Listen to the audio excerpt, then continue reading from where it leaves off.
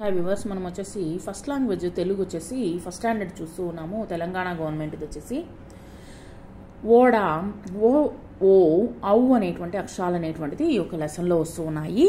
పాఠము బొమ్మలో ఎవరెవరు ఏం చేస్తున్నారు. పాఠం బొమ్మలో వచ్చేసి ఒక అతను వచ్చేసి వాంతి చేసుకుంటున్నాడు. వాళ్ళ ఆవిడ బాగా గాబరా పడుతూ కనిపిస్తుంది. కొంతమంది ఓడలో నుంచి దిగుతూ కనిపిస్తున్నారు. కొంతమంది ఆయన చూసి నవ్వుతూ ఉన్నారనమాట. మామకు ఓకారం వచ్చింది కదా, ఎందుకు వచ్చి ఉంటుంది అని చెప్పేసి మనల్ని అడుగుతున్నారు. అంటే వాంతి వచ్చి ఉంటుంది కదా, ఎందువల్ల వచ్చి ఉంటుంది అనేసి. మామ మొట్టమొదటిసారిగా ఓడలో ప్రయాణం చేసి ఉండొచ్చు. ఎందుకంటే చాలామందికి ఓడలో ప్రయాణం చేయడం వలన కొంతమందికి పడదు. విమానంలో ప్రయాణం చేసినా లేదా ఫస్ట్ టైం ఓడలో ప్రయాణం చేసినా కానీ బస్సులో ప్రయాణం చేసినా కానీ చాలామందికి పడదనమాట. కడుపులో తిప్పుతుంది. అందువలన ఓకారం వచ్చి ఉండొచ్చు. చాలామందికి ప్రయాణము పడదు, వాంతులు చేసుకుంటూ ఉంటారు, కడుపులో తిప్పుతుంది. సో ఇదే కారణమై ఉండొచ్చు అనమాట. మీకు నవ్వు తెప్పించినటువంటి సంఘటనలు, సందర్భాలు మీరు చెప్పండి. తర్వాత వచ్చేసి గేమ్లో కింది వాక్యాలు, పదాలు గుర్తించండి.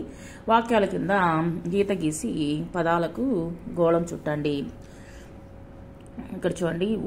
ఒప్పుల కుప్ప, ఒయ్యారి బామ, ఓడల వాయే, మీసాల మామ, ఓడలో మామకు ఓకారం వస్తే, ఔదలూరి అత్త ఆగమాగమాయే, కూసాలు బడ్డ మామను చూసి ఔరా అంటూ అందరూ నవ్విరి. సో ఈ విధంగా వచ్చేసి మన జనాలు వచ్చేసి ప్రతి ఒక్కదానికి నవ్వుతూ ఉంటారనమాట. నవ్వడం అనేటువంటిది ఇంపార్టెంట్ కాదు, కానీ ఎందుకు నవ్వారనేటువంటిది మనకు తెలియదు. ఈ యొక్క లెసన్లో ఇవ్వడం జరిగింది. ఎవరికైనా బాధలో ఉన్నప్పుడు మనం నవ్వుతూ ఉంటాము. తర్వాత వచ్చేసి ఇప్పుడు కొత్త పద్ధతి ఏంటంటే, ఎవరైనా బాధలో ఉన్నప్పుడు సెల్ఫీలు దిగడం అనమాట. వాళ్ళతో పాటు సెల్ఫీలు దిగడం. వాడు ఏడుస్తూ ఉన్నాడు, వాడు యాక్సిడెంట్లో దెబ్బలు తగిలి వాడు బాధపడుతూ ఉంటే వాడిని పెట్టి మనము సెల్ఫీలు దిగడము. ఇవన్నీ మంచి పద్ధతులా అనేటువంటిది ఆలోచించండి. ఇప్పుడు జరుగుతున్నటువంటి విధానాన్ని గురించి నేను ఒక చిన్న అవగాహన కోసం నేను చెప్పాను దీన్ని. తర్వాత వచ్చేసి ఇక్కడ గేమ్లో ఓ ఔ అనేటువంటి అక్షరాలు ఉన్నటువంటి పదాలను గుర్తించి గోళం చుట్టండి. మనం పెట్టాము చూడండి. సో తర్వాత వచ్చేసి ఇక్కడ మనకు క్రింది బొమ్మలు చూసి వాక్యాలు చెప్పండి. వాక్యాల్లో ఓ ఔ అనేటువంటి అక్షరాలు ఉన్న పదాలు గుర్తించి గోళం చుట్టండి. చిలుక నీటిలో ఒక కాడు ఉన్నది. చిలుక ఓడలో పోతున్నది. చిలుక అవుటును పేలుస్తున్నది. తర్వాత మనం వచ్చేసి కాపీ రేటింగ్ చూద్దాము. 1వ ఓడ ఔదల. కింద ఉన్నటువంటి బొమ్మలు చూడండి. పదాలు, అక్షరాలు చదవండి. ఇక్కడ వచ్చేసి 1 ఓడ అవుటు. తర్వాత వచ్చేసి క్రింది వాక్యాలు చదవండి. ఓ ఔ అక్షరాలు ఉన్నటువంటి పదాలను గుర్తించి వాటి కింద గీత గీయండి. బడిలో బొమ్మల పోటీ పెట్టారు.